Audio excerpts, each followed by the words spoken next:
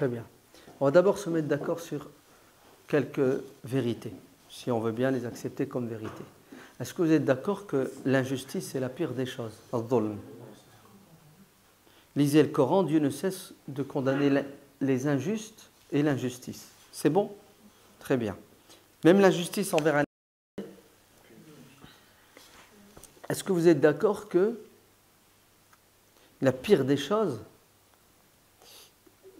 c'est de faire d'un être humain libre un esclave?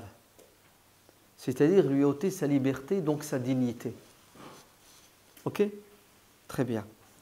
Est-ce que vous êtes d'accord que celui qui a un minimum de foi et de conscience doit combattre l'injustice à son niveau, avec ses mains, avec la parole, avec la plume, avec le mail, avec l'argent, avec, dans le pire des cas, avec sa conscience, hein, avec son cœur. Ok? On n'a pas le droit de rester les bras croisés. Alors, je ne vous parle même pas de soutenir l'injuste. Ouais? Parce que celui qui soutient l'injuste, il est complice. Hein? Il a le même... les pharaons est en enfer avec ses soldats. Hein? Ses soldats qui étaient avec lui. Ceci étant dit, la situation dans les pays musulmans, en général, est la suivante. Et parlons que des pays dits arabes. Pourquoi je dis dits arabes? Parce que normalement, chez les Arabes, il y a des valeurs. Et la moindre des valeurs, c'est quoi? C'est de voler au secours de celui qui subit une injustice, quitte à quoi? Quitte à y laisser sa peau et toute sa famille. Mais ils les ont perdues, ces valeurs-là. Vous êtes bien d'accord que dans ces pays-là, il n'y a pas de liberté. Et s'il y en a, c'est un tout petit peu. Ouais. Vous êtes bien d'accord que dans ces pays-là, les conditions de vie sont catastrophiques, sauf pour une petite minorité. Vous êtes bien d'accord qu'on ne va pas faire la liste de ce qui ne va pas. Elle est tellement longue. Et que le minimum, c'est que ceux qui sont au pouvoir fassent des réformes pour améliorer les choses. On ne demande pas à ce que les choses changent du jour au lendemain. Ça ne se fait pas. Mais qu'ils fassent des réformes pour améliorer. Et pour améliorer les choses, qu'est-ce qu'il faut? Il faut de la volonté, il faut une politique, il faut une stratégie. Et puis, il faut mettre les bonnes personnes. Si tu mets des nantis, des pourris au pouvoir, ben, ils vont pourrir les choses, ils ne vont pas les améliorer. Donc, il est clair et net que la situation dans les pays arabo-musulmans est catastrophique. Et ça ne date pas d'aujourd'hui. Ça remonte à 100 ans déjà, 150 ans. Et ça ne fait que s'empirer. Si ça s'améliorait, les gens ont déjà patienté 100 ans, ils peuvent patienter encore 20 ans, 30 ans, 40 ans. On est d'accord. Mais vous savez qu'est-ce qu'ils ont remarqué? Ils ont remarqué que c'est de pire en pire. Ouais. Donc, à un moment donné, c'est la soupape de sécurité, la cocotte minute. Les gens explosent. Oui, ils ont eu tout à fait le droit, même le devoir, de se révolter et de combattre l'injustice. Et j'ai presque envie de vous dire, on est mal placé pour leur donner des leçons et leur dire ce qu'ils doivent faire ou ne pas faire. Ouais. On est mal placé. Ils sont vaccinés, majeurs, intelligents, et en plus, ils savent ce qui est bon ou ce qui est mauvais pour eux. D'accord? On ne doit pas donner des leçons. J'ai même envie de dire, on ne doit même pas faire de commentaires parce qu'on n'a pas les infos. Ouais? Pour se positionner. Ouais? Et avoir un jugement juste, il faut avoir quoi? Un minimum de données. Et quelles sont nos données? Ce sont des données journalistiques. Ouais? Moi, ça me fait rire quand des gens me disent « Ouais, t'as vu en Syrie, c'est pas ceci, cela. » Je lui dis « Comment tu le sais? T'as pas vu l'émission mardi soir? Enquête impossible, enquête en dessous de la table, au-dessus de la table, invisible. » Ouais? Je dis « Subhanallah. Regardez nos sources d'information. » C'est terrible quand même. Hein? Donc, moi je dis que on n'est pas plus soucieux du bien-être des peuples et des populations de tous ces pays respectifs que ceux qui sont dedans et qui se battent depuis 10, 20, 30, 50, 70 ans pour réformer les choses. Ainsi, ce qu'ils feront, on doit le considérer comme étant, à ce moment T, quand ils le font, ce qu'il y a de meilleur pour eux, parce que ce sont eux qui ont pris la décision de le faire. Ouais. Ainsi, si les Libyens se sont soulevés contre le fou de Kadhafi, ben ils avaient raison. Maintenant, ça a un prix, la révolte et la révolution. Vous entendez, ça a un prix. Il y a l'idéal, c'est que les réformes se fassent de manière tout à fait pacifique, mais ça, l'idéal, les Libyens, ça fait 40 ans, 50 ans qu'ils l'attendent. Hein. À la fin, ils ont dit, bon, ça suffit. Est-ce que vous savez qu'en Tunisie, quand Zine el-Abidine il a pris le pouvoir et qu'il a commencé à rafler les gens, est-ce que vous savez qu'il violait des femmes et il les filmait pendant qu'il les violait? Vous savez ce que ça veut dire? Est-ce que vous savez qu'ils ont violé des épouses devant leur mari? Est-ce que vous savez qu'ils ont violé des femmes devant leur père? Allez, vous ne pouvez pas vous imaginer la sauvagerie de ces gens-là. C'est impossible. Wallah, c'est impossible de se l'imaginer. Donc, regarde ce que je vais te dire. Et c'est fort ce que je vais dire. Ouais. Wallah, il vaut mieux être dirigé et subir l'injustice des Américains que de celle de Kadhafi. Wallah, il vaut mieux être dirigé et subir l'injustice de Netanyahou que celle de Sisi. Parce que demandez à vos sœurs palestiniennes, elles n'ont jamais été violées dans les prisons israéliennes. Et en Égypte, les jeunes femmes qui connaissaient le Coran par cœur se font violer 14 fois dans la journée. Alors, demandez aux Syriens, ils vont vous dire ce qui se passe dans les prisons syriennes. Et je vous renvoie à un livre. Lisez-le, achetez-le, lisez-le. Il s'appelle La Coquille. La Coquille, Al-Qawqa'a. Vous savez que ce livre, il a été écrit par un Syrien chrétien. Il n'est pas musulman, il s'appelle Mustafa quelque chose. Et les chrétiens en Syrie prennent des noms, des prénoms musulmans.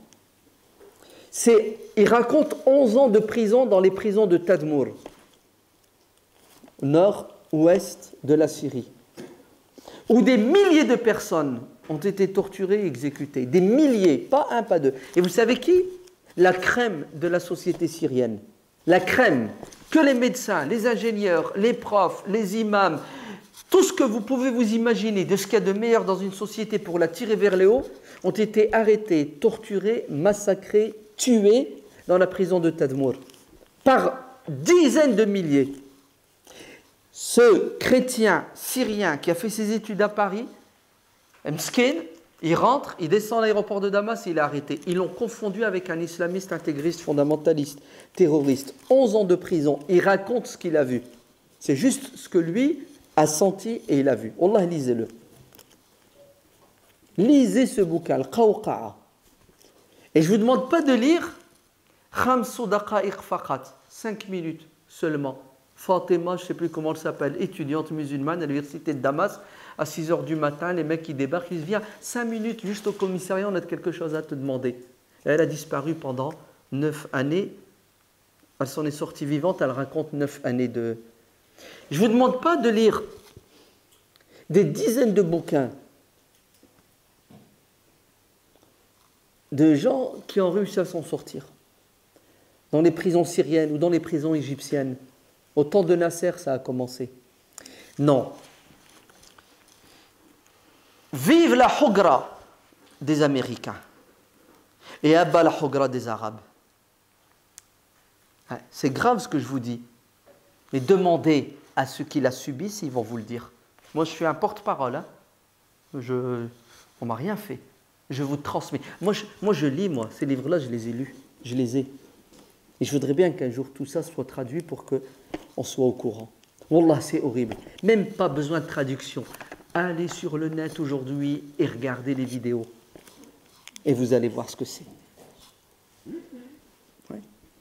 Non? Les révolutions dans les pays musulmans sont plus que nécessaires. Maintenant, il va y avoir des dommages collatéraux.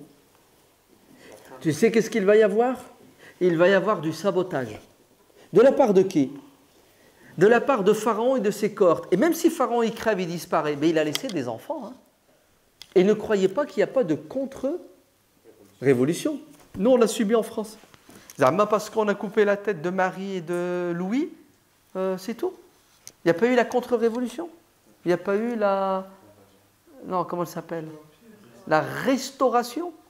Non, le roi n'est pas revenu. On n'a pas eu Napoléon, dictateur.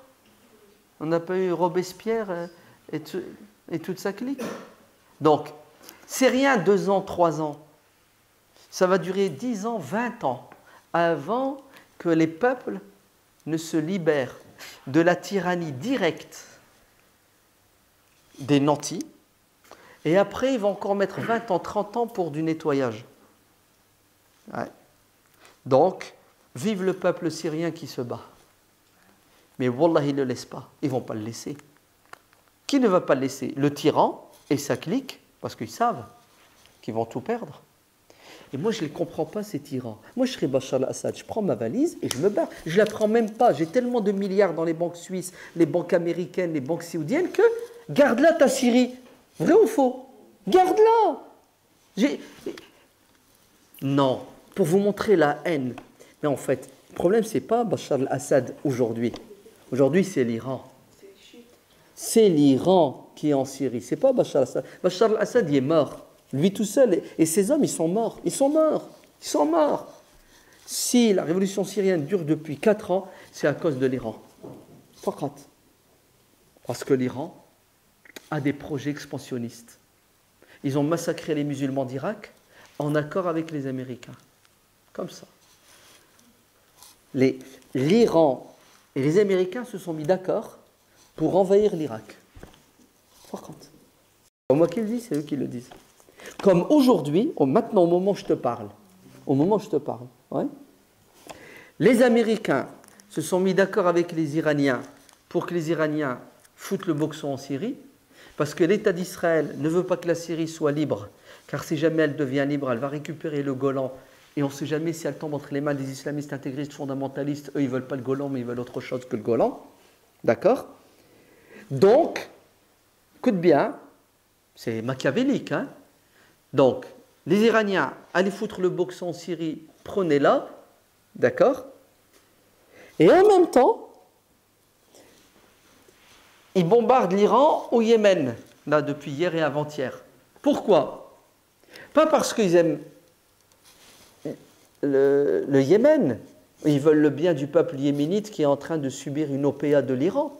C'est parce que l'Arabie Saoudite et les pays du Golfe ont dit aux Américains: non, on ne veut pas d'Iraniens en bas. Donc les Américains, parce qu'ils ont des intérêts avec les pays du Golfe et l'Arabie Saoudite, ils disent aux Iraniens: bah écoutez, non, on va fermer les yeux sur le Yémen, parce qu'on a des potes saoudiens. C'est des jeux d'échecs, c'est tout. Et qui c'est toujours la victime? C'est le peuple. C'est tout. Voilà. Et ce sont les tyrans, les colons et les chiites. Voilà. Et ne me dites pas les Russes défendent la Syrie. Les Russes, ils n'en ont rien à foutre des Arabes, rien à foutre de Bachar al-Assad, rien à foutre du peuple syrien. Ce qui les intéresse, c'est leur intérêt. Mieux. Mieux. Les Russes et les Américains et les Chinois sont tous d'accord pour faire la peau au peuple syrien. Parce que ces gens-là n'ont jamais été du côté des peuples, ils ont toujours été du côté des banques, des exploitants. Faut arrêter de rêver, ça.